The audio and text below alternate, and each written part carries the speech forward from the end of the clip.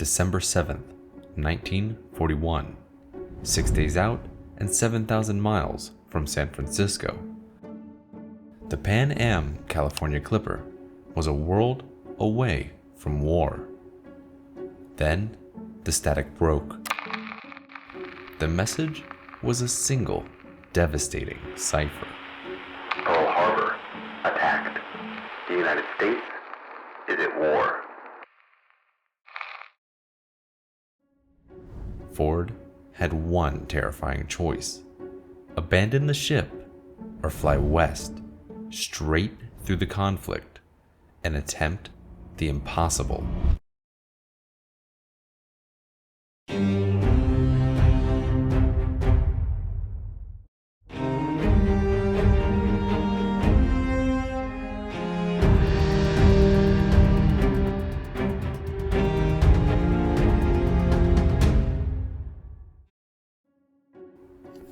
The Boeing 314 Clipper was a flying behemoth, a symbol of luxury and comfort during peacetime transit. This particular aircraft, tail sign NC-18602, was named the California Clipper, later becoming universally known as the Pacific Clipper. At its helm, veteran pilot Captain Robert Ford and his crew had departed from the iconic Pan Am terminal at Treasure Island in San Francisco just days earlier, on December 2nd, 1941. Upon their arrival in Auckland, radio operator John Poindexter received an encoded message that would upend their previously routine itinerary. Pearl Harbor had been attacked in a devastating surprise mission by the Japanese. The crew then faced a grim reality. Suddenly, the entire Pacific, including the crucial chain of island refueling bases, had now become an active war zone, infiltrated by the Imperial Japanese Navy. For days, Captain Ford waited, staring over the empty expanse of the harbor, the fate of his crew and their million-dollar aircraft resting on the arrival of a single message. Finally, the fateful instructions would arrive from Pan Am headquarters. Normal return route canceled. Proceed as follows. Strip all company markings, registration numbers, and identifiable insignia from exterior surfaces. Proceed westbound, soonest to your discretion, to avoid hostilities, and deliver NC-18602 to Marine Terminal, LaGuardia Field, New York. Good luck.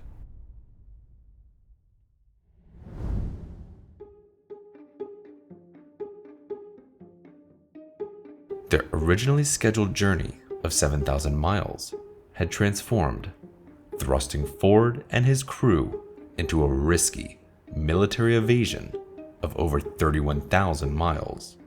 Their first task: turn the magnificent Clipper into a ghost ship.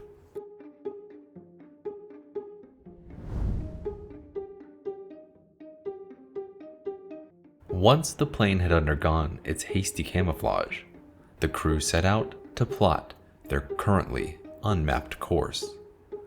Though they had charts for the Pacific, they had absolutely none for the Indian Ocean, the Arabian Sea, or the African continent. Navigator Rod Brown and Captain Ford resorted to a measure born of necessity. They scoured the Auckland Public Library, gathering every available atlas, marine chart, and geography textbook they could find. They constructed a haphazard route for their excursion. Ford then put the perilous mission to his entire staff. Every man, from the stewards to the engineers, volunteered to stay and see that the Clipper returned home, despite the danger ahead. Their first leg was a quick hop back to Noumea, New Caledonia, an 8-hour flight to pick up US government and Pan Am personnel in need of immediate evacuation. Ford took aboard 22 men, women, and children. With an aircraft full of desperate people relying on them, Ford finally committed the Pacific Clipper westward toward the coastal city of Gladstone, Australia.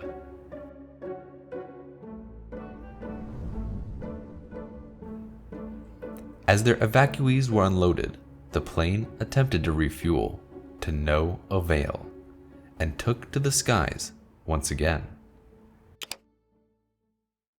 It was then that their next challenge arose. The Pacific Clipper was a seaplane designed only to land on water. Flying from the east coast of Australia meant traversing the vast, arid interior of Queensland while en route to Darwin. Proceeding under strict radio silence, the crew flew with the grim knowledge that a single engine failure would result in a catastrophic belly-first crash. After an anxious arrival in Darwin, tension only mounted. The city was erupting in full wartime panic. Evacuations for women had just begun, and the rest of the city was in a state of disarray in anticipation of Japanese air raids. Thunderstorms shook the town as they completed the Clipper's refueling around 2 a.m. in the morning. Upon sunrise, they departed toward the Java Sea. Their destination, Surabaya. It was here, over the Dutch East Indies, that the mission nearly ended. Continuing their flight in absolute radio silence in order to avoid Japanese triangulation, the Clipper was intercepted by 4 Dutch Brewster Buffalo fighters, saved only by the faint sight of an American flag on their wing.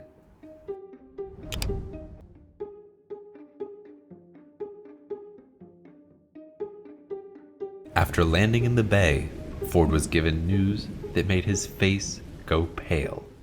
Local officials joked about how surprised they were that he had landed there, given that the harbor was a live minefield, hastily deployed against Japanese invasion. Their safe landing was pure blind luck.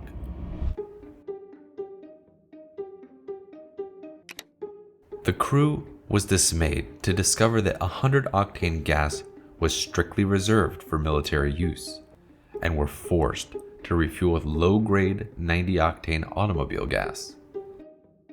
Ford and his engineers would fly cautiously, closely monitoring their cylinder head temperatures, knowing that their volatile fuel mixture could melt their engines and send them into the sea at any moment.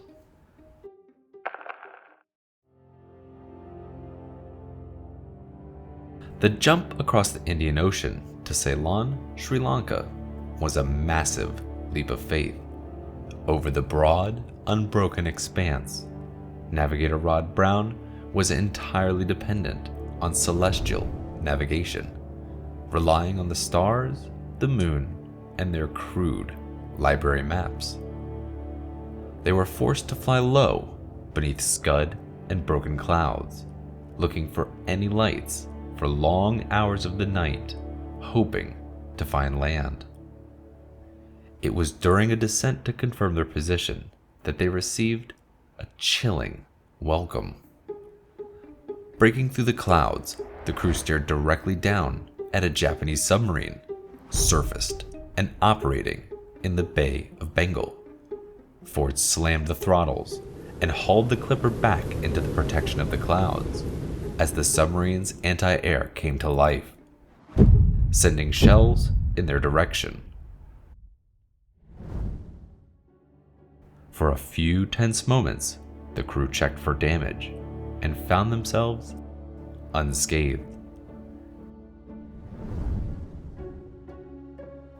Later, after refueling in Ceylon, they were struck by sudden engine failure. Engineer Jocko Parrish discovered a worn part that had required a specialized tool. Showing incredible ingenuity, Parrish rowed across the harbor to a British warship, borrowed a lathe, and machined the custom tool they needed, allowing them to fix the engine and continue on their mission. From there, they pressed on toward Karachi, passing terraced gardens, mountaintop castles, and villages as far as the eye could see. They landed and took a much-needed overnight respite in the Carlton Hotel.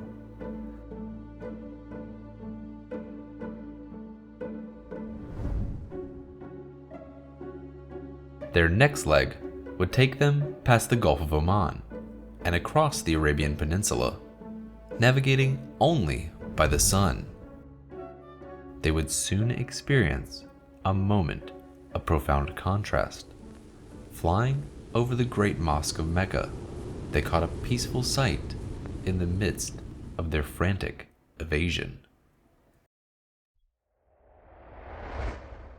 As the Grand Nile River entered their view, Ford landed the Clipper in its murky waters, just beyond the juncture of the Blue and White Nile in Khartoum.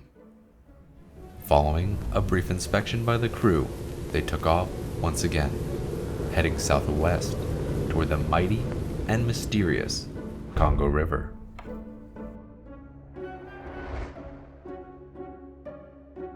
The African interior passed beneath them, vast and untamed. This inland segment of their long and haggard journey had led them to Leopoldville, nestled deep in the Belgian Congo. It was here that Ford would face their most critical takeoff challenge yet.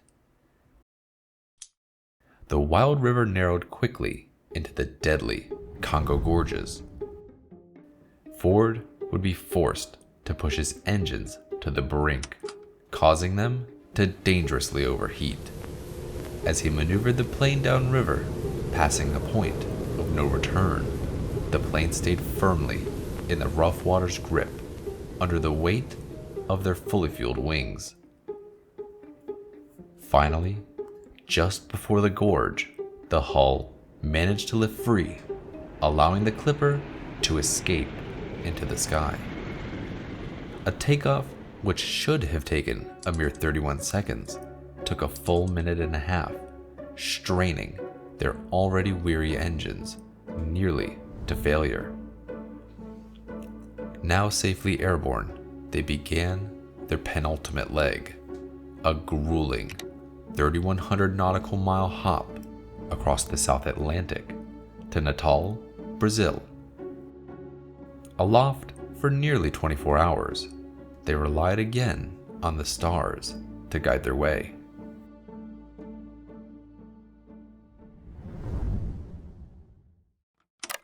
The crew rested in port as locals sprayed the plane with insecticides.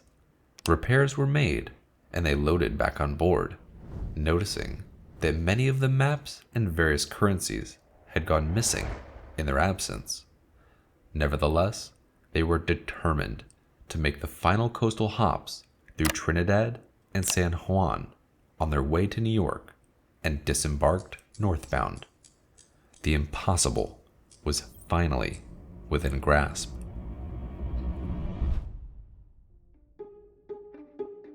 On January 6th, 1942, after 31 days, 25 stops, and a spectacular globe-hopping journey covering 31,500 miles, the great flying boat at last came into view of LaGuardia Marine Terminal. Over the radio, Ford's voice crackled in to greet the operators in his matter-of-fact tone. Pacific Clipper, inbound from Auckland, New Zealand. Captain Ford reporting. Do You arrive Pan American Marine Terminal, LaGuardia, 7 minutes. Ford proceeded to settle the massive plane gracefully into the bay. Frigid water sprayed, icing over the tired wings of the clipper. As it taxied in for the crew to unload, still wearing their tropical Pan Am uniforms they had begun their journey in just a month prior. Captain Ford and his crew had managed to unexpectedly accomplish the first commercial circumnavigation of the globe. Following its perilous, unplanned flight, the Pacific Clipper provided a crucial burst of hope for citizens in a nation now at war. Cementing its legacy as a symbol of defiance and ingenuity, the Clipper and its crew, along with the rest of Pan Am's premier flying boats, then entered a wartime phase of service.